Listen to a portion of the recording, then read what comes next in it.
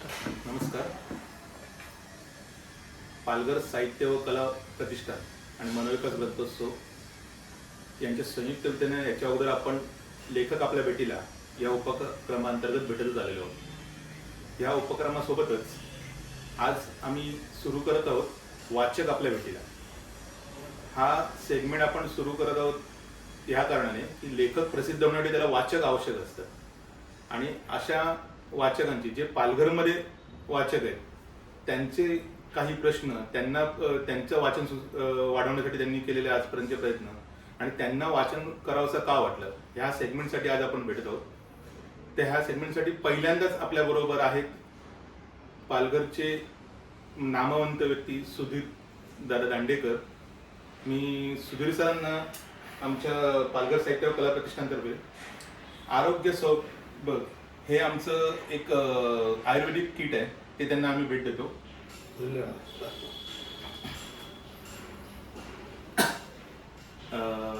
Sir, Palghar ला इतिहास बराच मोठा आहे. म्हणजे मुंबई सुरू होण्याच्या अगोदरही पालघर हे राजधानी म्हणून होते इंग्रजांच्या काळामध्ये किंवा त्याच्या अगोदर बिंबराजाची. तर ह्या पालघरमध्ये वाचन संस्कृती कशी सुरू झाली आणि तुम्हाला वाचनाची आवड कुठनं सुरू झाली? ते सांगतो, पण पालघर बिंबराजाचा जो उल्लेख केला तो माहीमशी संबंधित आहे की जो आता पालघर तालुक्यातला तो ते एक गाव. तर पूर्वी तालुका म्हणून माहीम तालुका असंच होतं. त्यामुळे त्या पर्यायाने आपण पालघर म्हणूया त्याला की तो पालघरचं हे आहे. पण माहीम हे मुळातलं ऐतिहासिक गाव आणि ते फार जुनं आहे. म्हणजे 1000 वर्षाच्या आधीचं असेल. तर आता मला जर तुम्ही विचारला की तुम्हाला वाचनाची आवड कशी लागली, त्याचं एक महत्त्वाचं कारण आहे ते माझे वडील. माझ्या वडिलांना प्रचंड वाचनाची आवड होती आणि ते एशियाटिक सोसायटीचे म्हणजे लायब्ररीचे मेंबर होते आणि त्यांना ते बाहेरगावचे मेंबर असल्यामुळे त्यांना 10-12 पुस्तकं घेऊन यायची परमिशन होती.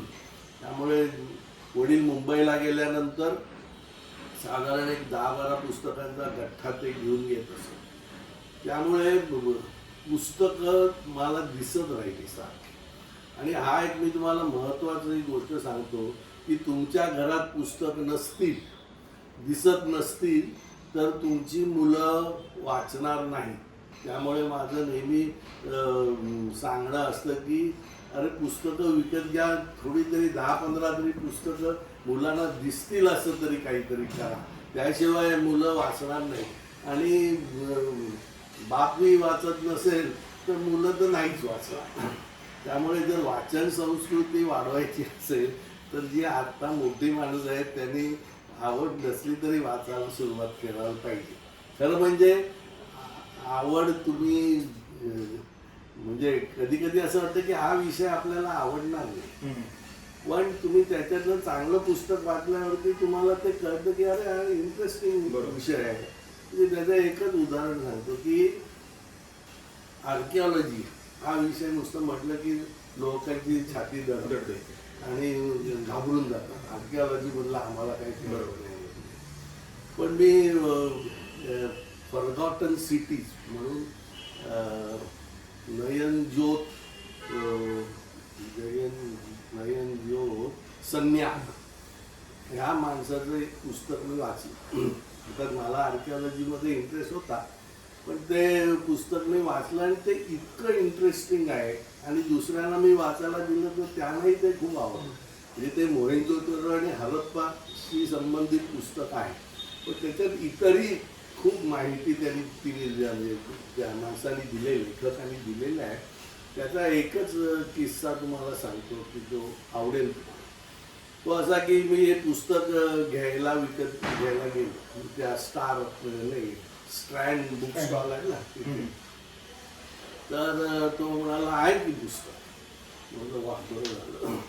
म्हणून तो वरती गेला आणि पुस्तक तो आला खाली, तो नाही संपले हो, मला हे नाही. तुम्ही 8 दिवसांनी 2-4 दिवसात तुम्ही हे करा, या मी तुम्हाला पुस्तक दिली.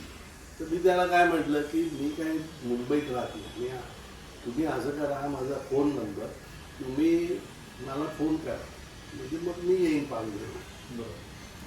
आणि म्हटलं काही झालं तरी माझ्याकरता एक पुस्तक ठेवा.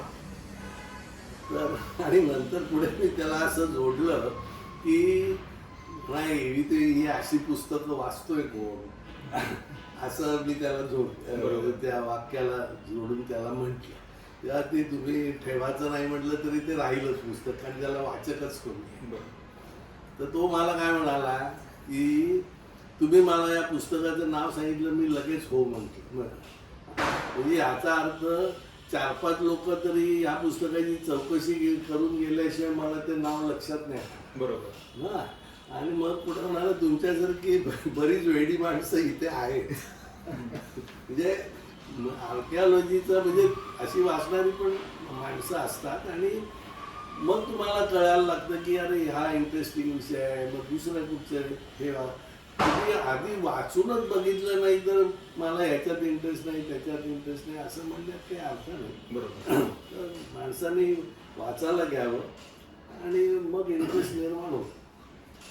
दादा मला एक प्रश्न येतो की तुम्ही एक अभ्यासू वाचक म्हणून सगळ्यांना जास्त परिचित आहात. म्हणजे वाचन एक सगळेजण करत असतात इकडे तिकडे, पण तुम्ही त्याच्यात नोट्स ठेवणं, हे करणं, त्याच्यातून नक्की काय, तर ते तुम्हाला कसं असं का करावं वाटलं? हा, म्हणजे आता माझे जे विषय आहेत, मला जे आवडणारे विषय ते साहित्यिक या अंगाचे नाहीच. पण मी याच्या आधी एक गोष्ट, तुमचा पहिला प्रश्न आहे मी वाचायला कसा आला, तर माझ्या मते मी 7वीत असताना माझ्या वडिलांनी हना आपट्यांची उषक्काल ही कादंबरी मला दिली आणि सांगितलं की सुट्टीमध्ये वाचून काढ. आता ती चांगली 300-400 पानाची जाडजूड कादंबरी होती, पण ते मला एवढा इंटरेस्ट झाला की मी ते वाचायला लागलो आणि ती संपवली. आता दॅट इज द फर्स्ट असं बुक मी वाचलं आणि ते संपवलं, असं ते पहिलं पुस्तक ते 7वी होतं. आणि मग ते पूर्वी नवनीत डायजेस्ट, अमृत डायजेस्ट असे सगळे यायचे ते मी वाचायचो. आता तुम्ही म्हणालात ते अभ्यासू म्हणजे अभ्यास पूर्ण असं मी नोट्स काढतो, यासंबंधी असं आहे की एकतर माझं मत असं आहे की तुम्ही मोठ्या माणसांची चरित्र खूप वाचतो. आता त्या चरित्र वाचताना बरेच असे खूप चांगले चांगले अवतरणं असतात किंवा त्यांचे अनुभव असतात, तर ते मी लिहून ठेवतो. कारण का, तर कुठेतरी तुम्हाला ते वापरता यायला पाहिजे आणि सांगता यायला पाहिजे की अमक्या माणसांनी असं असं म्हटलेलं आहे. तर ते जर तुम्ही लिहून नाही ठेवलं तर ते एव्हॅपोरेट होतं आपलं ज्ञान, आणि ते एकदा लिहून ठेवलं की मग ते चांगलं लक्षात राहतं. त्यामुळे बरेच वेळेला काही लोकांना असं विचारलं ना की तो म्हणतो की हे मी पुस्तक वाचलंय, आता काय रे त्या पुस्तकामध्ये, मग तो असं गडबडतो आणि मग नाही असं आहे तसं आहे असे थातूर मातूर उत्तर देतो, कारण तो सिरियसली वाचत नाही. आणि माझं मत काय आहे, तुम्ही वाचण्यामध्ये वेळ घालवणार आहात ना, मग त्याच्यातून जर तुम्हाला ज्ञान नाही मिळालं तर तो वेळ फुकट गेल्यासारखा आहे. बरोबर. तुम्हाला त्याच्यातून काहीतरी ज्ञान मिळालं पाहिजे, तर ते महत्वाचं आहे. मग त्याच्यासाठी तुम्हाला एखादं आपण अभ्यास करतो तसंच ते करावं लागतं आणि मग त्याच्यात गोडी उत्पन्न होते. मग तुम्ही एखाद्याला सांगता की असं असं आहे तसं तसं आहे, मग त्याला एक ऑथेंटिसिटी येते, तुमच्या सांगण्यात एक कॉन्फिडन्स असतो आणि मग लोकांना ते आवडतं.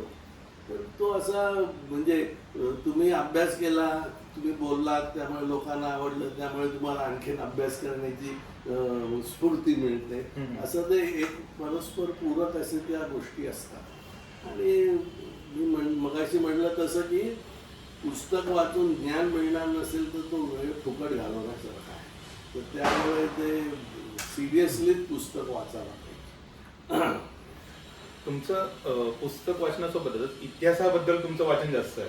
हो. म्हणजे आज आम्ही तुमच्या या लायब्ररीमध्ये असताना आमच्या एक लक्षात आलं की इतिहासावर तुमचं प्रचंड अभ्यास आहे. इतिहास वाचण्यासाठी कोणत्या पद्धतीने त्याचं वाचन असावं? कादंबरीयुक्त इतिहास योग्य की रिअल लिखाण योग्य? आणि त्याबरोबरच तुमच्याकडे भारतासोबतच जगभरातल्या लेखकांची सुद्धा इतिहासावरची पुस्तकं अनेक आहेत. तर त्या दोघांच्या लिखाणामधलं विश्लेषण तुम्ही कसं कराल, भारतीय लेखक आणि परदेशी लेखक? हा म्हणजे आता म्हणजे एक वाक्य म्हणजे हे वाक्य अफगाणिस्तानमधल्या म्हणजे अफगाणिस्तान जेव्हा भर दाखवत होता तेव्हा तिथल्या म्युझियमच्या ह्याच्यावर लिहिलेलं आहे की the country which forgets history has no future असं ते. त्यामुळे इतिहास मला आवडण्याचं कारण की त्याच्यातून पुढे काय होणार, आपण काय चुका केल्या त्या कशा टाळता आल्या असतील की नाही वगैरे वगैरे अशा अंगाने जर तुम्ही इतिहास वाचला तर तुम्हाला तो म्हणजे जास्ती त्याचं विश्लेषण करतात कुठच्याही घटनेचं. आता शिवाजीच्या बाबतीत जर मी तुम्हाला सांगायचं झालं तर मी त्याचे असे स्तर केले. शालेय मुलाला शिवाजी वाचायचा असेल तर ममू पुरंदर राजा शिवछत्रपती वाचा. त्याच्यानंतर त्याला जर वरच्या ग्रेडचं आणखी हवं असेल तर त्यांनी एक नागपूरचे देशमुख म्हणून आहेत त्यांचं एक शिवाजीवर 2 भागातलं पुस्तक. आता या 2 याच्यात फरक काय आहे तर देशमुखांनी आता शिवाजीच्या जन्मतारखेबद्दल बराच वाद होता. तर मग ही जी आता 19 फेब्रुवारी किंवा फाल्गुन वद्य तृतीया ही जी तारीख 1630 ही तारीख कशावरून पक्की केली, कुठची साधनं वापरली असा त्याच्यात त्यांनी हे केलेलं आहे. म्हणजे मग तुम्हाला ते वरच्या ग्रेडला की इतिहासाची अशी साधनं असतात त्यांच्यापासून ते वाचून निष्कर्ष काढले जातात अमुक होतं तमुक होतं म्हणजे ते त्याच्यावरची आहे. म्हणजे आपण तो 11वी 12वी गेल्यावरती त्यांनी देशमुखांचा शिवाजी वाचा आणि मग मध्ये सुद्धा एखाद दुसरं असू शकतं.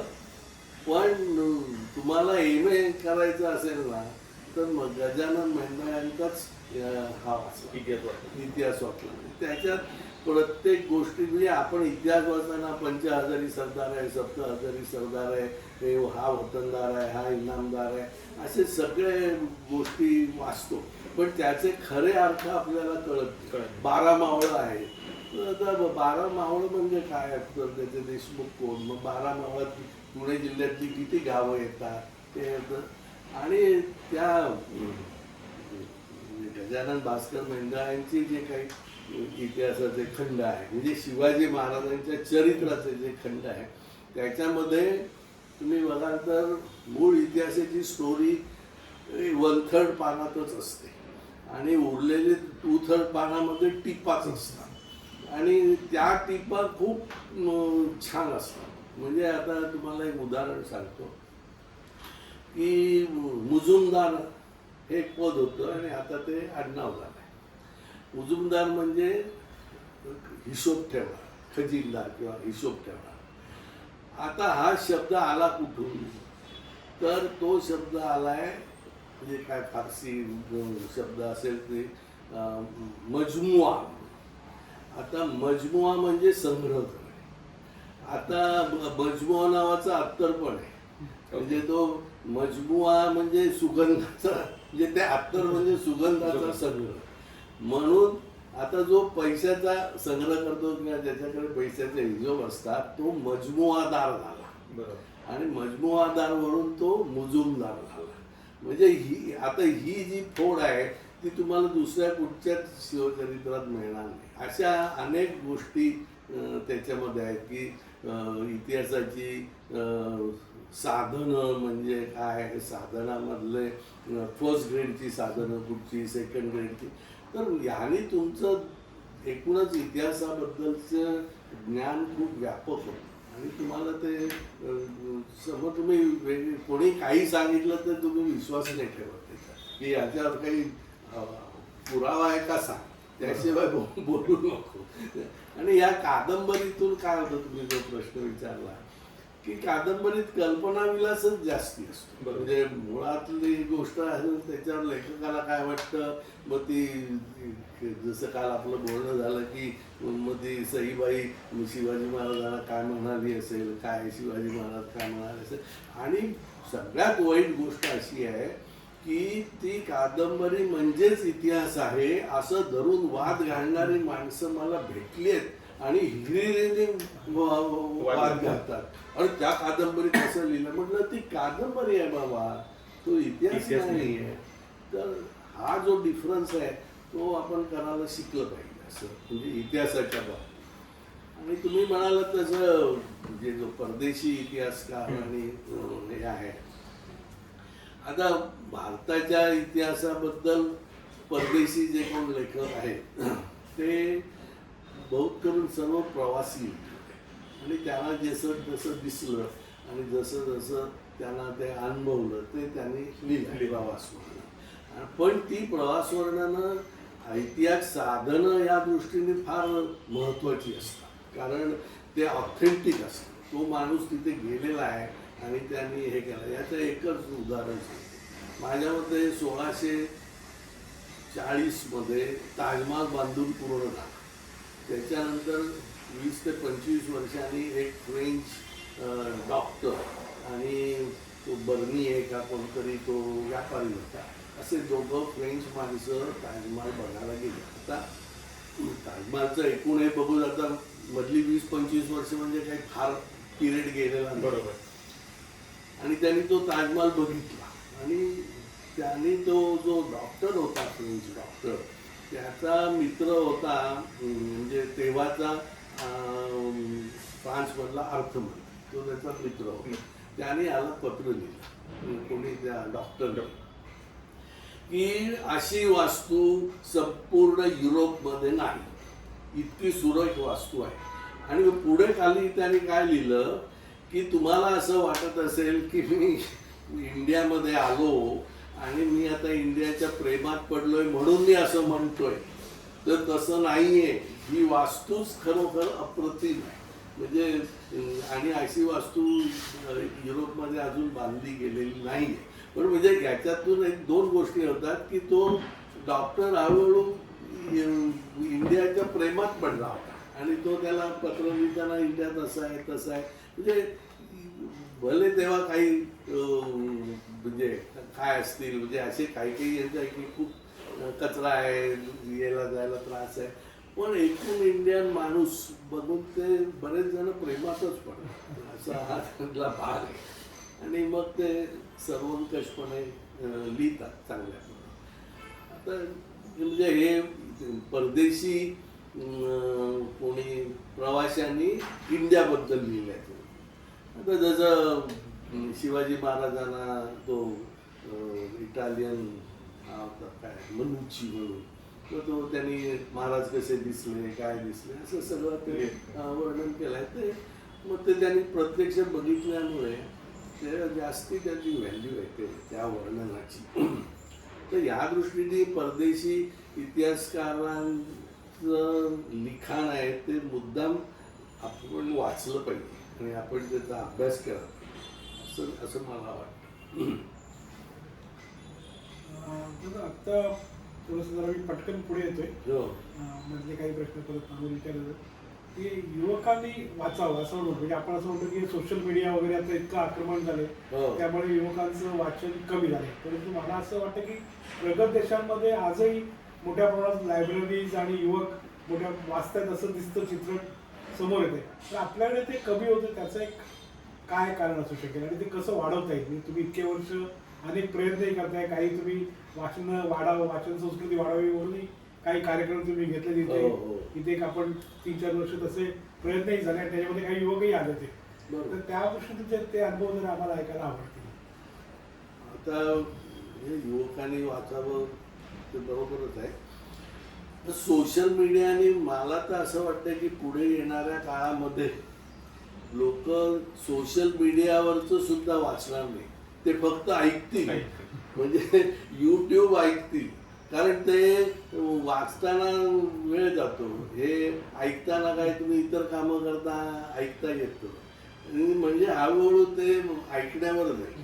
आता म्हणजे कसं आहे की आता एक उदाहरण सांग. मी माझा एक मेहुणा आहे, त्याला एक पुस्तक सांगितलं की हे पुस्तक तू जरूर वाच. आता त्याने वाचलं म्हणून सांगितलं. म्हटलं काय कसं हे केलं का? नाही मी ई बुकवर वाचलं. तू म्हणलं ई बुकवर का वाचलंस तू? म्हणलं पुस्तक विकत घे ना तू विकत घेऊन ते तुझ्या दिसलं पाहिजे.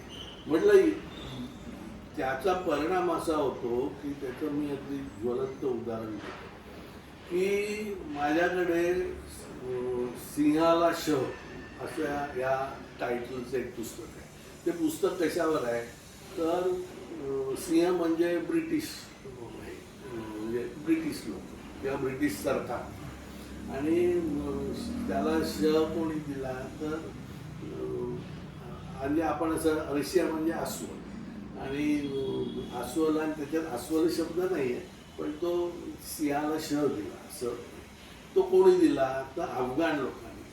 हे 1930 साली प्रसिद्ध झालेलं पुस्तक माझ्या वडिलांनी घेतलं असेल ते माझ्याकडे होतं. आता हे सगळं तालिबान बिलिबान जेव्हा चालू झालं तेव्हा मी सहज ते पुस्तक उघडण्याने वाचायला सुरुवात केली. ते श्रीधर रामचंद्र टिके हा माणूस 1928 साली अफगाणिस्तानमध्ये गेला. का गेला तर आपली शेजारच्या राष्ट्रामध्ये काय चाललं आहे हे आपल्याला समजलं पाहिजे, म्हणजे ही त्याची धारणा होती. तर आणि तेव्हाचा हिंदुस्थान बघितलं तर नेक्स्ट डोअर म्हणजे अफगाणिस्तान.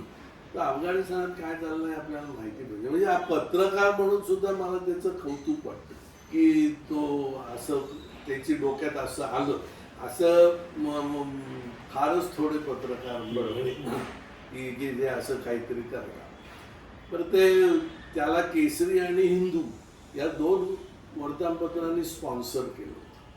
आता त्याचा जो प्रस्तावना आहे त्याच्यामध्ये लची केळकरांनी लिहिला आहे की टिळकांची अशी ही होती की जो टाचा उंचावून आपल्या सीमेच्या पलीकडे बघत नाही त्याचा जमिनीवर टाचा नीट राहत नाही. तर त्या दृष्टीने ते जे त्या टीकेकारांचं आपण कौतुक करावं. आणि त्यांनी इतकं मूठ लिहिलं होतं आणि त्याच्यावरून मला या सगळ्या प्रश्नाची पूर्ण म्हणजे जाणकारी मिळाली असं मी म्हणतो की अफगाण कसे आहेत. त्याच्यातलं एक वाक्य फार मस्त आहे, ते एका ब्रिटिश जनरलनी म्हटलेलं आहे. ते वाक्य असं आहे की Afghans are at peace when they are at war. म्हणजे भांडण हा त्यांचा विरंगुळ आहे असं समजायला पाहिजे असं त्यांनी म्हटलं. आणि दुसरं वाक्य त्याने असं दिलं आहे की आपण झाडाचं पान जितक्या सहजतेने तोडतो तितक्या सहजतेने अफगाण माणूस दुसऱ्याला मारू शकतो, त्याला काहीही वाटत नाही. आता हे सगळं वाचल्यावरती सगळ्याचाच तुम्हाला हे लागतं ना. म्हणजे ह्याच्यातला मूळ मुद्दा काय की ते पुस्तक म्हणून आहे, ते वडील माझे गेले पण मला ते मिळालं म्हणून केवढं तरी सापडलं. आता ते वडिलांनी तेव्हा नव्हतं म्हणा पण ई बुकवर वाचलं असतं तर काय मला काय मिळाला असता वारसा. म्हणजे पुस्तक विकत घेऊन ते ठेवणं हा आपण एक वारसा म्हणून समजलं पाहिजे की जो पुढच्या पिढीला आपण देतो. हा कन्सेप्ट फार महत्वाचा आहे. म्हणजे वारशा हक्काने काय दिलं तर पुस्तक दिलं आणि ते खूप म्हणजे खूपच चांगलं म्हणजे तो एक सुसंस्कृत. बरं आता तुमचं आता या व्हॉट्सअपने कोणाला आपल्याला कळत नाही, आपल्याला येणारे व्हॉट्सअप डिलीट करायला आणि वाचायला आपण 2-2 तास घालू. बरोबर. पण तेवढ्या बरं त्याच्यातून जे काही वाचलेलं आहे त्यातलं काहीही उरत नाही. शेवटी 2-4 दिवसांनी विचारलं तर एखादा त्यातला जो किंवा एखादा संदर्भ लक्षात राहतो. पण पुस्तक जेव्हा तुम्ही वाचता तेव्हा ते तुमच्या खूप लक्षात राहते. बरोबर. त्यामुळे या मुलांना आपण सांगून ते ऐकलं पाहिजे ही एक गोष्ट नाही आहे. पण बहुतेक वेळेला ते आपल्या आचरणातून त्यांच्या लक्षात येणार. म्हणून आपण आपलं आचरण पुस्तकं विकत घेणं, पुस्तकं त्यांच्यासमोर वाचणं, त्याला थोडंसं इन्सिस्ट करणं, अशा सगळ्या गोष्टी केल्याशिवाय ते वाचनाची ही होणार नाही. सिरियसली ई बुकमध्ये वाचलं पण ते उरत काही नाही ना तुमच्याकडे. बरोबर. एखाद्या लग्न समारंभात तुम्ही बुक स्टॉल ठेवला होता आणि वाचन त्याच्यामध्ये म्हणजे लग्न समारंभामध्ये असं एक म्हणजे मी लग्न समारंभ नव्हतं, माझ्या नाते माझा 60वा वाढदिवस करण्याचं म्हणजे जरा मोठ्या प्रमाणावर करायचं ठरवलं. आता काहीतरी घेणार तर आता यांना रिटर्न गिफ्ट काहीतरी द्यायला पाहिजे. म्हणून मी काय ठरवलं की राजहंस प्रकाशनला सांगितलं की तुम्ही तुमची सर्व पुस्तकं आणि इतरही म्हणजे इतर प्रकाशनांची अशी तुम्ही स्टॉल मांडा आणि मी जाहीर केलं की ज्याला जे पुस्तक हवं असेल ते त्यांनी घ्यावं. आणि मग लोकांनी भरपूर पुस्तकं घेतली. कारण का बघा हे एक गमतीशीर गोष्ट आहे. कोणाला अरे हे तू फार छान केलंस, कारण पुस्तकाच्या दुकानात जाऊन पुस्तक घेण्या एवढे ही नसते माणसाचे उत्साह नसतो किंवा ती जी उर्मी आहे ना पुस्तक आम्हाला हे वाचायला मिळायला पाहिजे ती एवढी काही नसते. ती पण पुस्तक समोर आल्यावर तो घेतो. बरोबर. त्यामुळे असेच उपक्रम. आणि दुसरे मुंबईत महत्वाची गोष्ट म्हणजे हो मला जायचं आहे पण पार्किंगला जागाच नाही मिळत म्हणून जात नाही असं पण झालंय. म्हणजे त्यामुळे पुस्तक तुम्ही जेवढी जाहीरपणे उपलब्ध करून जाल तर लोक घेणार, लोकांना हवे आहे. आणि तर त्यामुळे तो एक मला त्या उपक्रमातून या ग्रंथालयाचे स्वदेश नाही सुदेशाला हे गांगर त्याने जाम कौतुक केलं. त्याने त्या महाराष्ट्र.com वर म्हणजे thinkmaharashtra.com वर ते टाकलं होतं. म्हणजे एक आपण असं विचार केला तर सुचतं ज्याच्यात ज्याला आवड असते त्या त्या गोष्टी सुचतात असं माझं मत आहे. आज आपण हा इंटरव्ह्यू करत असताना आम्ही जिथे बसलेलो तिकडे पुस्तकांसोबतच सरांच्या अनेक छंदांपैकी म्हणजे सरांचा आर्किओलॉजीवर सुद्धा बराचसा अभ्यास आहे. जगभरातल्या विविध ठिकाणी त्यांनी भेटी देऊन तिकडचे कॉइन्स, तिकडचे वैशिष्ट्यपूर्ण दगड वगैरे ह्यांचं एक संचय केलेला आहे. आणि त्याबद्दल सर आपल्याला विचारायचं, पण त्यापूर्वी एक मला तुम्हाला प्रश्न विचारायचा आहे की महाराष्ट्र मधले किल्ले हे बरेचसे पडझड झालेले आपल्याला दिसतात, पण त्याच वेळेला आपण जयपूरमध्ये किंवा राजस्थानमध्ये गेलो तर तिकडचे किल्ले हे शाबूत दिसतात. तर ह्याचं कारण काय? याचं महत्वाचं कारण असं आहे की म्हणजे अगदी फायनलच गोष्ट सांग. जेव्हा रायगड घेतला गेला म्हणजे आधी औरंगजेबाने घेतला, मग तो इंग्रजांकडे ट्रान्सफर झाला आणि मध्ये पेशवे होते, तेव्हा इंग्रजांनी तोफा लावून रायगडवरच्या इमारती तोडल्या. कारण का तर हे किल्ले इन्स्पिरेशन देतात. म्हणजे तुम्ही किल्ले बघितले तर महाराजांनी एवढं एक सगळं केलं, माणूस इन्स्पायर्ड होतो. बरोबर. ते होऊ नये म्हणून तोफा लावून तोडलेला आहे. म्हणजे या बारीक सारीक इंग्रजांचाच ऍडमिनिस्ट्रेशनचा एक आपण अभ्यास करायला पाहिजे असं माझं मत आहे. बरोबर. आता 1857 साली बंड झालं. बंड झाल्यानंतर ते इंग्रजांनी पहिलं काम काय केलं की शस्त्र बाळगायला बंदी केली कायद्याने. बरोबर. नाही तर तेव्हा काही तलवारी बिलवारी कोणी म्हणजे लोहार तलवार बनवत होते, ते सिकलदार धार लावत होते, सगळ्यांकडे शस्त्र उपलब्ध होती ना. पण हे शस्त्र उपलब्ध असल्यामुळे हे बंड करतात म्हणून पहिले हे बंदी घ्या. मग त्याच्यात पुढे बंदुका पिस्तूल हे आणि ती बंदी आजपर्यंत चालू आहे. ठीक आहे, आता या नवीन वातावरणात बंदी पाहिजे हेही बरोबर आहे, पण इंग्रज किती बारीक विचार करत होते हे त्याच्यातून कळतं. म्हणजे माझं जो वाचणारा आहे त्याला नुसतं हे वाक्य वाचून सोडून नाही देत असं का झालं, का नाही झालं. म्हणजे आता मी एक तुम्हाला दुसरी गोष्ट सांगतो. 1757 मध्ये प्लासीची लढाई झाली आणि रॉबर्ट क्लाईव्ह त्यांनी ती जिंकली आणि तेव्हा त्याच्या ताब्यात बंगालचा प्रांत आला. की याच्यातले सण लक्षात ठेवा. 1757 पानिपत झाला आहे 1761 मध्ये, म्हणजे त्याच्यानंतर 4 वर्ष. आणि 1766 मध्ये 66 किंवा 67 मध्ये रॉबर्ट क्लाईव्हनी बंगाल प्रांताचा सर्वे करायला घेतला. आता हे एवढंच मी वाचलं. आता तुम्ही त्याच्यावर कुठच्याही माणसाने ना आपण जे वाचतो त्याच्यावर विचार करा तर तुम्हाला काहीतरी भेटतं, नाहीतर इन्फॉर्मेशन राहते, त्याच्यातून ज्ञान नाही निघत. तर म्हटलं ह्याचा अर्थ असा आहे की आता 1761 पर्यंत हे मराठे हारले ती गोष्ट सोडून द्या, पण त्यांनी फार मोठा हे नाही झाला. आपल्याला वाटतं की पानिपत हारले, एखाद्याचं पानिपत झालं, पण अब्दाली परत आला नाही.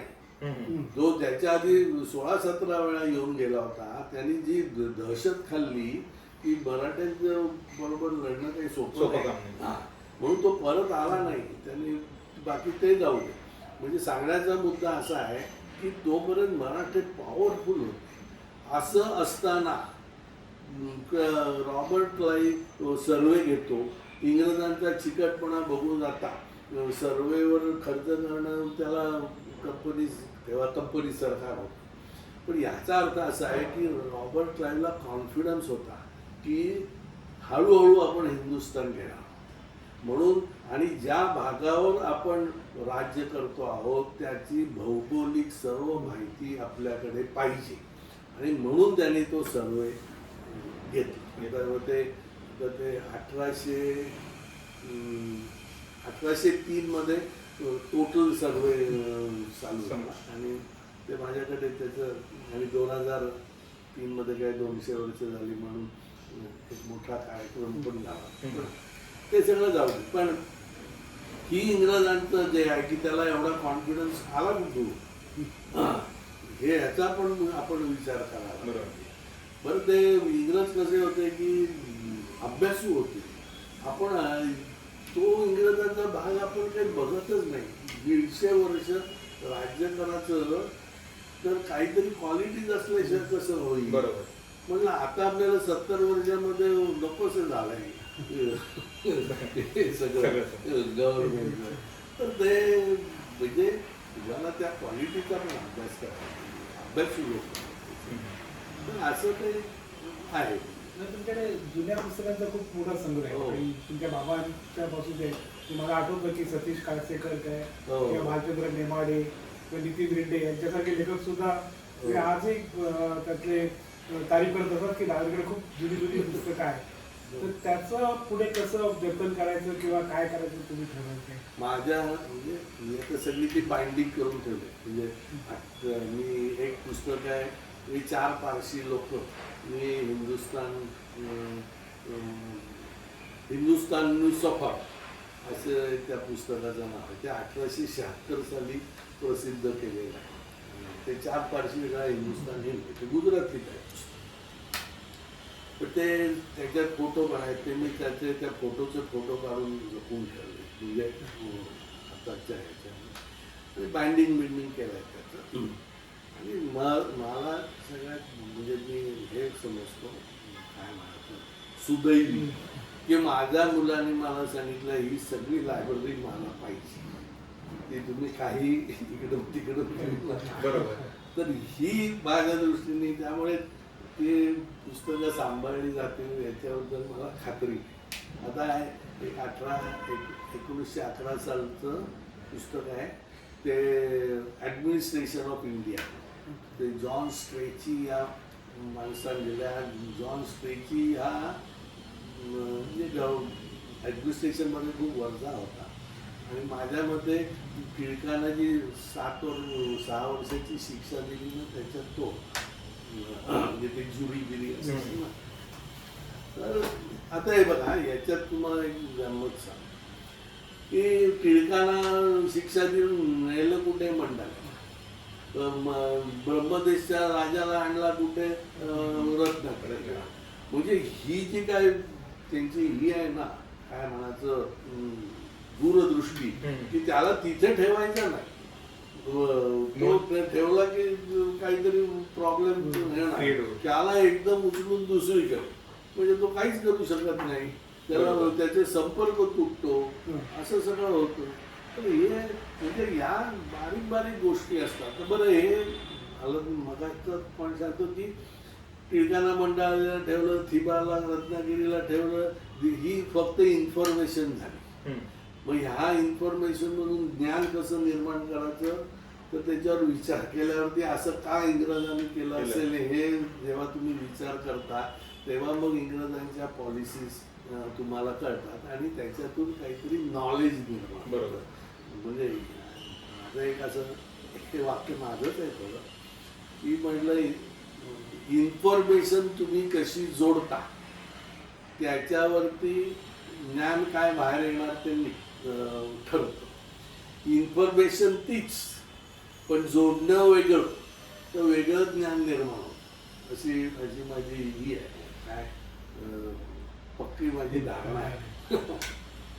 तर ते म्हणून या सगळ्यातून माणसाने म्हणजे विचार करायला, म्हणजे पुस्तकं नुसतं वाचून महत्वाचं नाही, त्याच्यावर विचार आणि मनन केल्याशिवाय त्यातून तुम्हाला काहीही मिळत नाही, असं माझं मत आहे. आता एक तुम्हाला म्हणजे हे तर आहेच नाणी आणि पण मला एक परवाच्या दिवशी एक माणूस आला होता, प्रोफेसरच होता. तर तो त्याने काय मला म्हटलं की हे एवढं सगळं कसं काय तुम्ही गोळा केलं, काय हे केलं.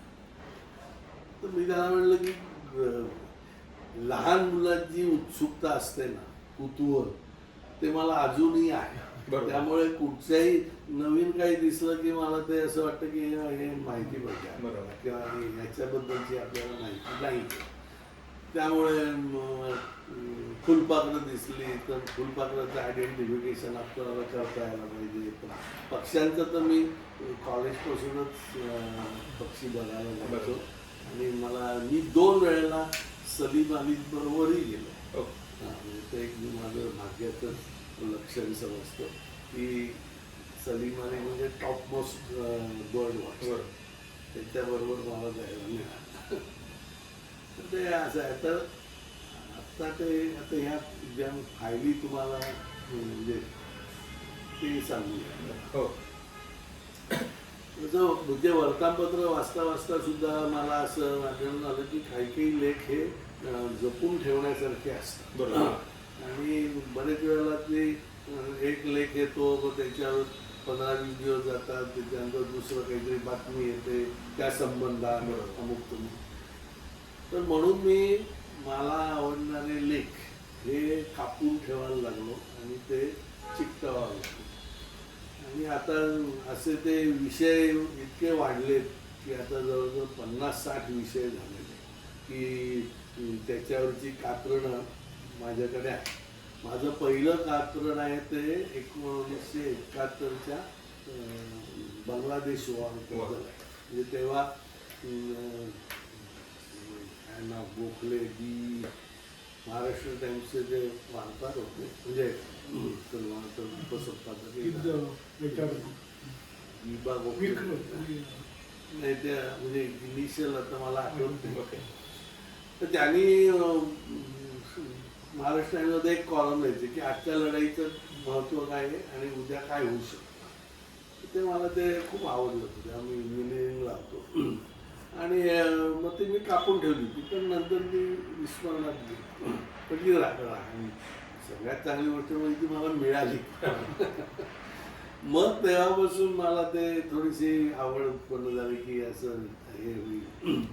आणि मग ती अशी मी कात्रणं सगळी गोळा केलेली आहेत. म्हणजे पहिलं जरी 71चं असलं तरी पुढची कात्रणं साधारण 80-85च्या पासूनची आहे. बरोबर. तर ती तर आता ते खूप म्हणजे हे कात्रणं गोळा करण्याचं कारण असं आहे की मला नेहमी असं वाटतं की तुम्ही जे स्टेटमेंट करता त्याचं प्रूफ तुमच्याकडे पाहिजे. बरोबर. तुम्ही उगीच वाऱ्यावर मी ते वाचलं होतं एका वर्तमानपत्रात, ते आता काय असलं भोंगळपणा नसला पाहिजे. म्हणून मी ती कात्रणं गोळा करायला येतो आणि ती आहेत आता त्यातली एक गंमत चालते. तर कधी कधी एक बातमी येते, एक पेरू देशातल्या माणसाने तो पेरूची एम्बसी असेल किंवा एम्बसी नसेल पण तो इकडे आला अशी बातमी आली की तो इंडियात कशा करता आला. तर तो शंकराचार्यांचं तत्वज्ञान अभ्यासण्याकरता आला. आणि म्हटलं या पेरू देशातल्या माणसाला एकदम हे कुठे सुचलं आणि का आला तो. मग ते म्हणून तुम्ही बातमी कापून ठेवली की काहीतरी वेगळं दिसतं. बरोबर. मग काही दिवसांनी असेल म्हणजे मध्ये महिनाभर गेला असेल, मग कोणीतरी त्याला भेटला, त्याची मुलाखत घेतली की तू का आहे, तर तो काय म्हणतो की आमची जी ओरिजिनल ही आहे संस्कृती आहे ती आणि इंडियन संस्कृती याच्यात खूप साम्य आहे. त्यामुळे ते आम्हाला म्हणून इथे येऊन अभ्यास करायचा. म्हणजे अशा कनेक्ट होतात त्या बातम्या. जर ते अयोध्येच्या राणीचं हे आहे ना, ते ती पण असंच झालं की डेलिगेशन आलं, त्यांनी बातमीने सांगितलं की आमच्या राणीचं स्मारक अयोध्येत करायचं. तर बातमीमधलं म्हणले कोरियाचा अयोध्येचा संबंध काय. तर मग ते मग हळूहळू ते वाढत गेलं. इन द सेन्स अशा बातम्या यायला लागल्या की ती अयोध्येची राजकन्या होती, तिचं लग्न झालं हे. पण मग त्याचे ते कसे ते कनेक्ट होतं ते सांगतो. माझ्यामध्ये एक त्याचं नाव भाषा म्हणजे भाषाशास्त्रज्ञ बिन्नीवाले, अविनाश बिन्नीवाले हे भाषाशास्त्रज्ञ. तर त्यांचं पुस्तक मी वाचलं. तर त्याच्यात त्यांनी काय लिहिलं की कोरियाहून आलेला एक भाषाशास्त्रज्ञ, त्याला तो कॉन्फरन्समध्ये भेटले. बरोबर. तर म्हणे मी त्याला विचारलं की ते इंडियातली राणी म्हणजे तुमच्याकडे गेली, तुमचं फार तिचं कौतुक आहे, तुम्हाला अमुक आहे, तुमक आहे, त्याचं कारण काय. तर म्हणाल ती त्याचं कारण असं आहे की तिच्याबरोबर खूप इंडियन लोक आले, म्हणजे विद्वान असतील म्हणजे अशी ते तेव्हाची ही अशीच वही होती की राणीबरोबर तिच्या दासदासी तर जाणारच पण इतरही लोक जाणार. तर त्यांनी आमची जी लिपी आहे की जी चायनीज म्हणजे चायनीज टाईप आहे, चित्रलिपी आहे, त्याला तिने काना मात्रा लावल्या आणि ती त्यामुळे शॉर्ट झाली. आमचं लिखाण त्यामुळे ते लांबलंच व्हायचं ते खूप कमी झालं आणि तिने अनेक सुधारणा केल्या आमच्या म्हणजे राज्य व्यवस्थेत असतील, याच्यात असतील. त्यामुळे आम्हाला तिचा खूप अभिमान आहे. आता ही बातमी कुठे वर्तमानपत्रात वाचलेली की राणीची, पण मला त्याचा पुढचा संदर्भ मिळाला तो अविनाश बिन्नीवाल्यांच्या पुस्तकात मिळाला. आणि म्हणजे कुठून कुठे काय जाईल ते सांगता येत नाही, पण मग ते एक पूर्ण चित्र तयार आहे की असे म्हणजे डोळसपणे वाचल्यावर असे सगळे गल्ल्या दिसतात तुम्हाला गावातले. कोणत्याही वाचकाला हा प्रश्न विचारता का म्हणे की त्यांचं आवडतं पुस्तक कोणतं, कारण पुस्तक आवडलं तरच ते खरेदी करतात. तरी सुद्धा तुमचं आजपर्यंत म्हणजे सर्वात तुम्हाला आवडलेलं पुस्तक आणि लेखक. आता ही जी तुमचा माझ्या दृष्टीने कठीण प्रश्न. कारण का की साहित्य म्हणजे साहित्यामध्ये कसं तो लेखक दोन ही कादंबरी लिहिली, दुसरी कादंबरी, बरोबर, असं तो एक त्याच्यात कंटिन्युटी असते. पण ही अशी पुस्तकं असतात ना त्याच्यात ती वन्स फॉर वन टाईम अशीच असतात. आता समजा गजानन भेंदळ्यांचं आता त्यांनी एकदम शिवजरी लिहिला तर पुढे काय बारीकशी पुस्तकं लिहिली पण तेच त्याचं हे हा माइलस्टोन. तेव्हा आता ही बरीचशी चरित्र आहेत अनेक मोठ्या आता एक आहे मला वसईच्या वीणा गव्हाण त्या चरित्रच लिहिली.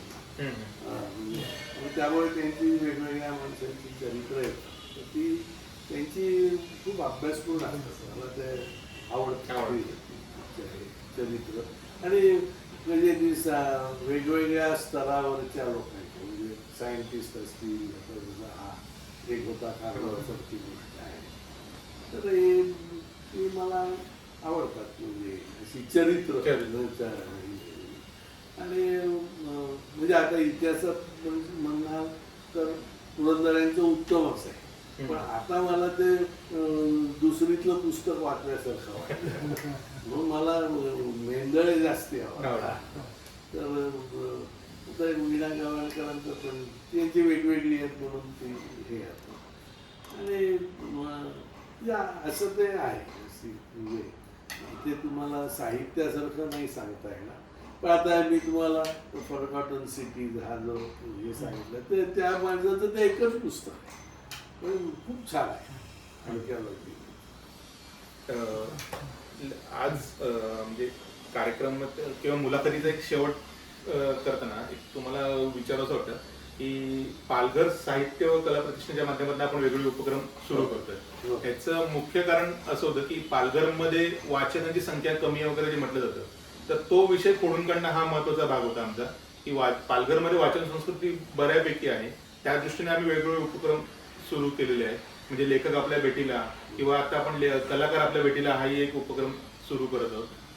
तर तुमच्या दृष्टीने अजून कोणते उपक्रम वाचनाच्या दृष्टीने व्हावे आणि त्यासोबतच आपण आता जे 17 तारखेला आपण पहिलं पुस्तकदान पेटी करतो आहोत म्हणजे त्यामध्ये आपण पालघरमधल्या जिल्हा परिषद शाळांमध्ये वाचन संस्कृती रुजावी यासाठी त्या मुलांपर्यंत पुस्तकं पोहोचवण्याचं काम सुरू करतो. तर अशा पद्धतीचे कोणते उपक्रम राबवले जावे? आता जे उपक्रम तुम्ही राबवतात ते खूप चांगलेच आहेत. एक असं म्हणजे आम्ही लवेकर आणि आम्हीच तो चालू केला होता की पुस्तक भिशी आणि ते तर असं आपण प्रोत्साहित करू कारण सगळ्यांनाच काही येता येत नाही येता येत नाही की आपल्या कार्यक्रमाला येतील असं नाही. पण तुम्ही आपण सांभाळायची माणसं असतील त्यांनी तुमची पुस्तक भिशी चालू करा बरोबर आणि चांगली तुम्ही असे ते समविचारीच असतात आणि ते त्यांनी ते करावे. असं आपण जाऊन गावागावातून अशा ह्या केल्या आणि तुम्ही आता हे तुम्ही सांगा की आम्हाला लिस्ट पाठवा आम्ही पुस्तकं तुम्हाला पाठवू म्हणजे कारण पुस्तक जाणं विकत घेणं ते रेल्वेतून घेऊन येणं हे फार किचकट काम असतं आणि त्याला लोक कंटाळतात. तर ही जो सोय आपण करून दिली की तुम्ही लिस्ट पाठवा आम्ही पुस्तकं पाठवू तर या भिशी चालतील म्हणजे बंद आमचंही बंद तरी आम्ही चांगले 2-3 वर्ष चालवली आणि मग ते त्यांना कव्हर बिवर घाला म्हणा पुस्तक जतन करणे तेवढं गरजेचं आहे. हा तर ते ह्या अशा पुस्तक भिशा त्याच्यामध्ये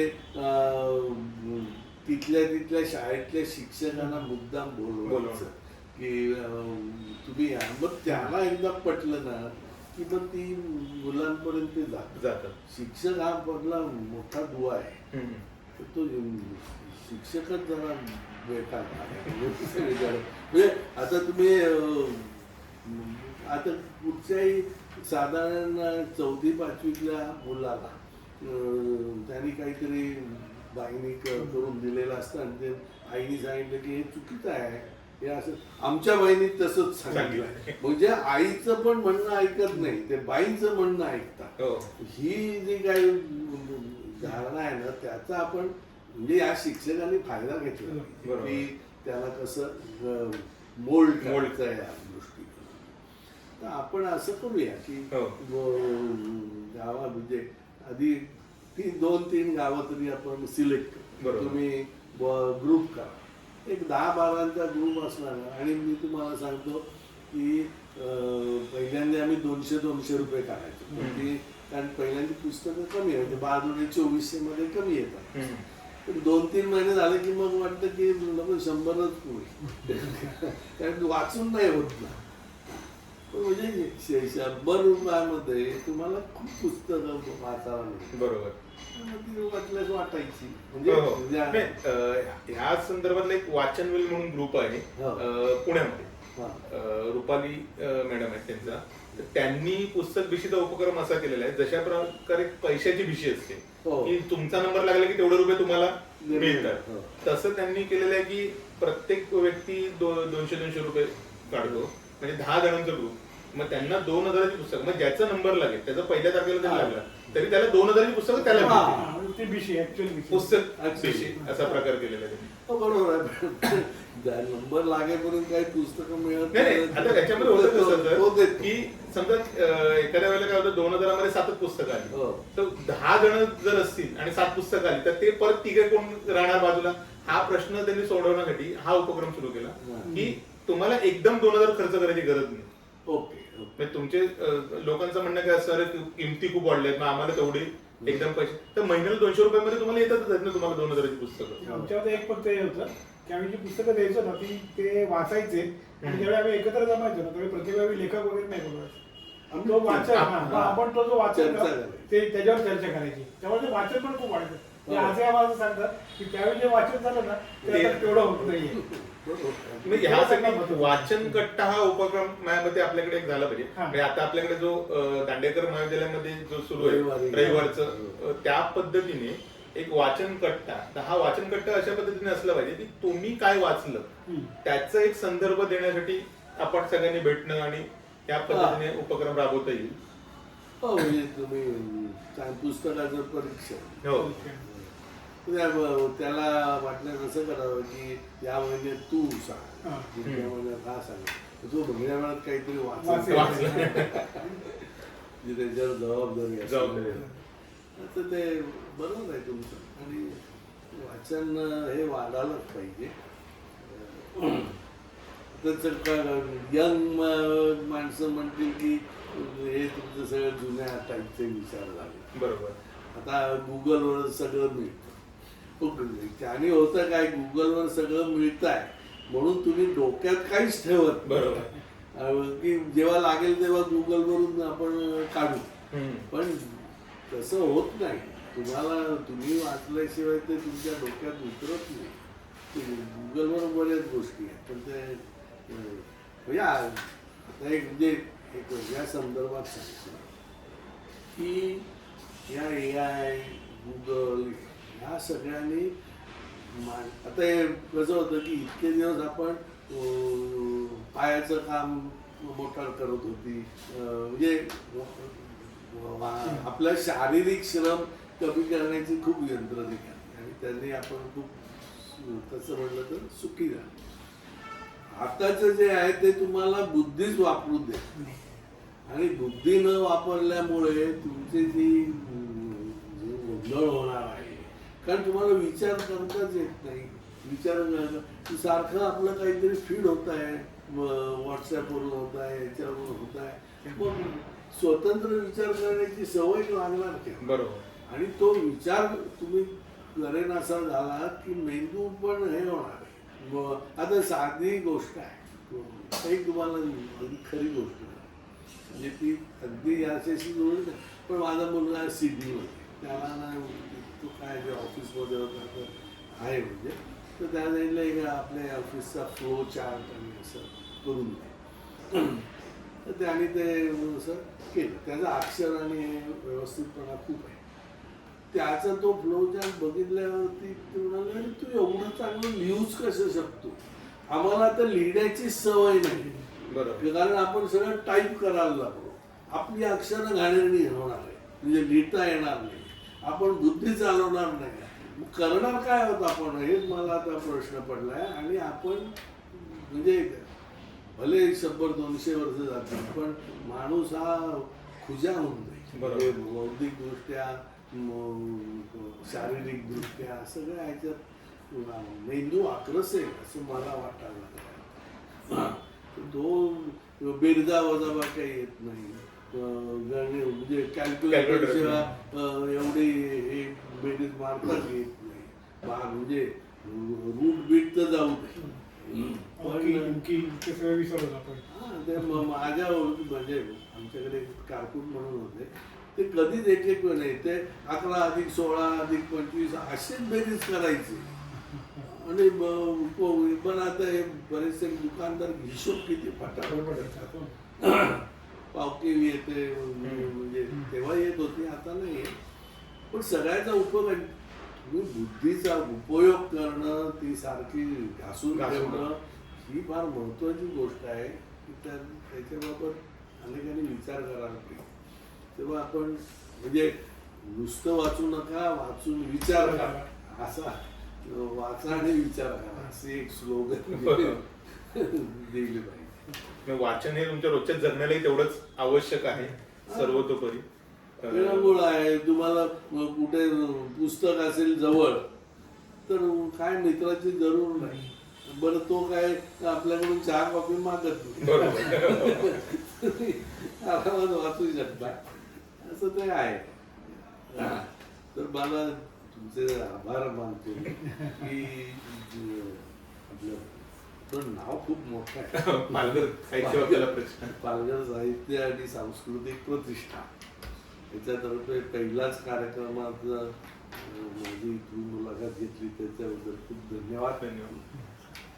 आणि हे प्रतिष्ठानला प्रतिष्ठा लाभेल अशी मी हे करतो, आशा करतो आणि होईलच त्याचं काही हे नाही. आणि हे खूप चांगला उपक्रम आहे आणि खूप चांगली गोष्ट आहे. तेव्हा सर्वांना धन्यवाद.